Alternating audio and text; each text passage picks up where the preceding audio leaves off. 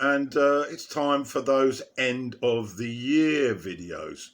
Now, 2021 has been a very busy year for me with regard to listening to music released this year. And I've done a number of new releases videos. So it came as no surprise, this task of end of the year summary has appeared to be a very difficult one. It's likely that I'm going to do maybe 4 videos on this. I'll try and keep it to 3. But the of them that I'm looking at are established artists that I am familiar with who have actually released albums this year. Of course, they may well be artists that are unknown to you, but all these artists I was pretty familiar with, and that's attracted me to giving them a listen via digital. So I'm going to go through them very briefly because these are what we might say are the least impressive of established artists. I have got a few albums by established artists that have crept into a sort of top 30 that I'll do in the second and third videos. So let's get started with this first one. No particular order. This is just a quick run through of established artists with new material. And let's get on with it. We start off then with Northeast Corridor by Steely Dan. I did review this in my latest new releases video. Basically, this is a live album from concerts that took place, I think, the best part of 3 years ago. And of course, it was the first time that Fame had taken the band out on the road since the passing of his great mate Walter Becker.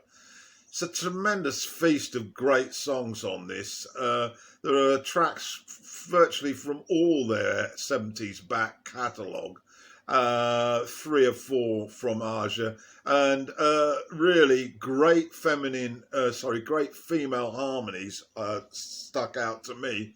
And it was very much what you would expect. A great set. And if you're a Dan fan, well, this is meat and potatoes for you. Next up, Lindsey Buckingham. He's been away for a few years. He's had a few health problems. Of course, much publicised sacking from Fleetwood Mac. This album eventually got released after being delayed by COVID. Very much a pop rock tidy, dreamy, lush melodies, great guitar playing as one would expect, with punchy Fleetwood Mac influence style rhythms. No real surprises here. It's quite a tasteful album, but not that memorable. And then to this next one, Blessings and Miracles. This is the latest offering by Santana. And this is more of a collaboration album, a bit like his 1999 Supernatural. The guests include Rob Thomas, who sang on probably one of the best songs on the album called Move. Steve Winwood turns up redoing his Higher Love with some soaring guitar work by Carlos. There's some jazz fusion, and the late Chick Corea is guesting on that. And Carlos also zips in with a bit of hip-hop and some heavy blitzkrieg rock. I like it, but it's not stunning, with few surprises. But it's Santana. Then OK Human by Weezer, 14th album by this band. I've been in and out on their discography, really. The songs on this album are dressed by a large orchestra, and the strings very softening the edges of Rivers Cuomo's compositions. It's a fine enough album, but again, hardly breathtaking for yours truly. And then we have The Quest by Yes, first album of new material for 7 years, and the first since the death in 2015 of the founder, bassist Chris Squire, the only original member to appear on every Yes LP. This one, well, it dips into the nostalgia pool. You gathered that from the Roger Dean cover art. There are a number of lengthy songs about mystical thought places. It goes through some familiar motions, but fails to generate much excitement for me, really. And then we've got Abba, Voyage. Now, they've taken 40 years to get this album out. It's recognisably Abba music, though. There's a quality and a simultaneous thrill and a feeling of disorientation. It also appeared to me to be a bit corny with those dramatic melodies. There's a lot of light, danceable moments. And so what more do you want from an Abba album? So Music of the Spheres by Coldplay.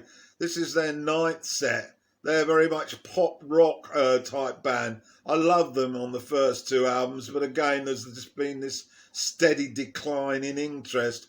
They're still into the stadium pop anthems, and now they're talking about an imaginary solar system. They go intergalactic on this album. It sounds very pop-centric to me with an abundance of 80s synth sounds. The problem for me is that it lacks any feeling, genuineness, and can't create any adrenaline rush. Too many production gimmicks. Moving on, another band from late 70s, Duran Duran. This latest offering is called Future Past. It's a varied collection of collaborations, including Mike Garson on piano on a few tracks. He was on Bowie's Aladdin Sane, as a couple of disco pop tracks produced by Giorgio Moroder, no less. This one probably needs more airplay for me, given that I've never had a love affair with Duran Duran in the past. And then Carnage by Nick Cave. Actually, I have to confess I haven't heard this, but I've slotted it in here so that fans of Nick Cave won't accuse me of neglecting him. I will get to listen to this in the new year, of course. So, next, It's None of Your Business. This is by Caravan. It's their first album since 2013's Paradise Filter, an album that I did hear. That combines the typical jazz, folk and melodic rock elements that we've heard before by this band. They're highly competent. They bridge the gap between psychedelia and progressive rock for sure. It's a very enjoyable listen, and I'm sure I'll come back to this one. Then, the Tears of Hercules. This is by Rod Stewart. Yeah, remember old Rod? It's the 4th consecutive album that he's largely written either on his own or in collaboration with his producer, Patrick Savagar. Strange collection of songs that appear to reflect Rod's desire to return to those sex symbol years. Do you think I'm sexy, etc.? There's lots of R&B rhythms colliding with those horny memories on this. Make of it what you wish, I suppose. For me, it's a long, long way from those 5-star albums in the early 70s. But at least it's not another American songbook. I don't live here anymore. The latest offering by the War on Drugs. It's 4 years on from their last, A Deeper Understanding, which came out in 2017. That was a meticulously crafted piece of work. This set is a bit more 80s style, a bit more blue-collar rock. But again, I've only listened to this once, so I can't comment with any authority on this. Then we move on to Adele, simply titled 30, reflecting her age. It's her 4th, and it's a very emotional set, singing through the pain of separation and divorce. There's a lot of smoky R&B production that echoes early Alicia Keys for me. Powerful delivery from this girl and a guaranteed success commercially. It's certainly worth a listen if you are into this style of music. And then an orchestral songbook by Paul Weller. This was just released a few weeks ago, and it's very much for ardent fans of Weller. An orchestral interpretation of Paul's songbook throughout his career, with him on vocals. There's a couple of old Style Council ballads thrown in there, and it's great for hot afternoons by the river, I would suggest. Immaculately put together, but hardly going to get you off your chair. You're the best thing. Is that one of them? Yeah, my memory served me correct. Probably wondering, when is this ever going to end? Well, hopefully soon. Next, Surrounded by Time by Tom Jones. I did review this earlier in the year. It's a truly amazing, the longevity, creativity and emotional feeling in this album from the Welsh wizard Tom Jones. There are a number of gems. There's lots of covers on here. Dylan's One More Cup of Coffee is very moving. And he also does This Is the Sea, Mike Scott's song. And he's also covered Pop Star by Cat Stevens, which is pretty good. His delivery is powerful and stunningly tender and intimate. It's a real joy, and I really suggest you get to listen to him, because he's not going to be around for much longer. Moving on then, In Another World, Cheap Trick.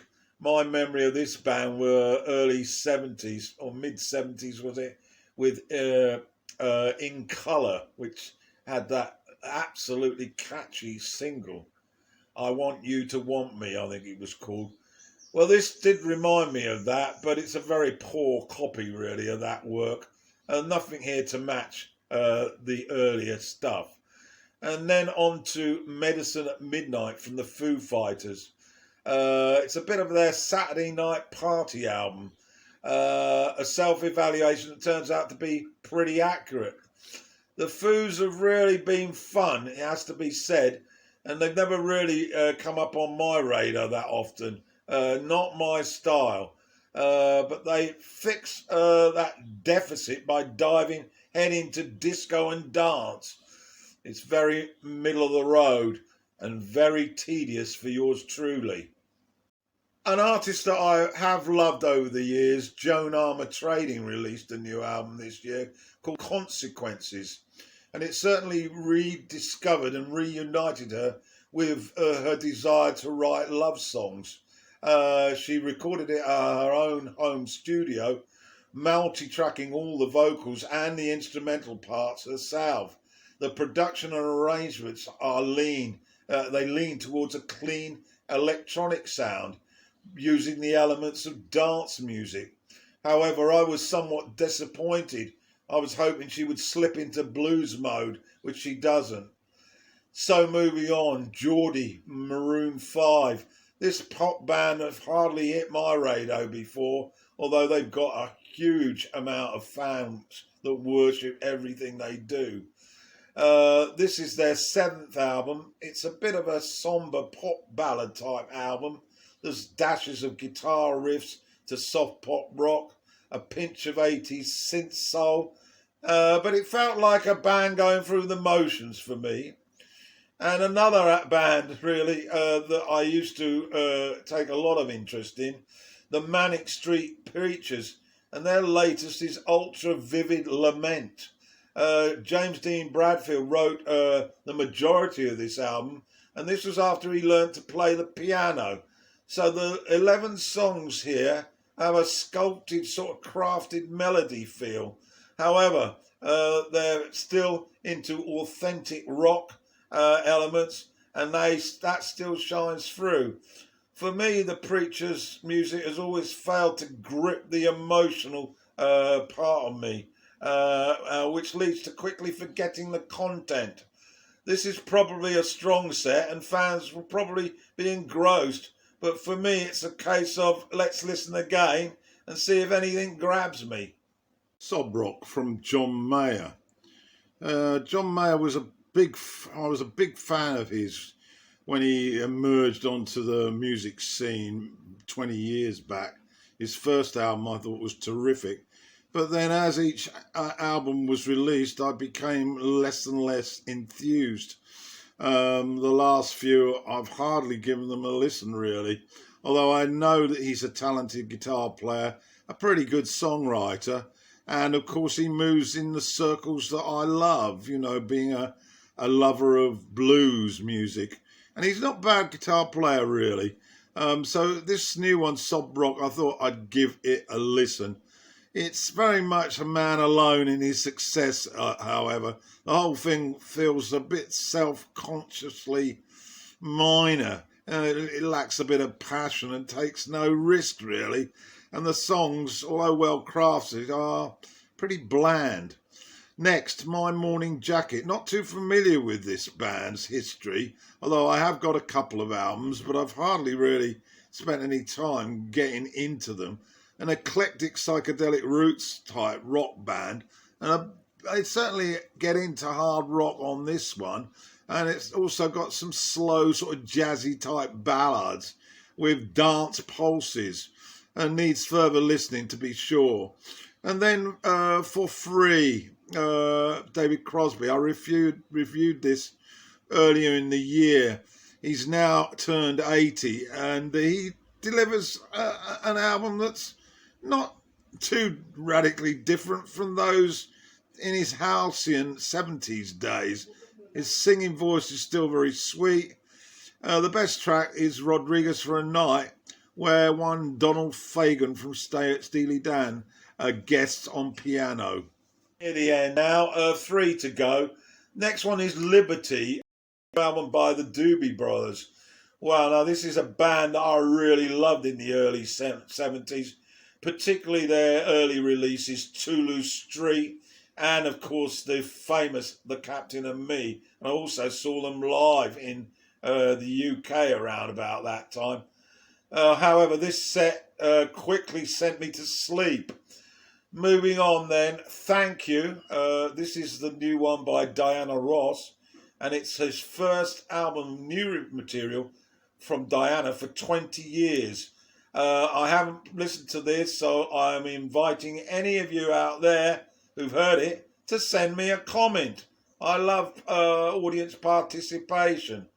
It's still sitting in my listening box. And the last one on this first roundup of established artists is an album called Exit Wounds by a band called Wallflowers. I did get into this band to an extent in the 90s.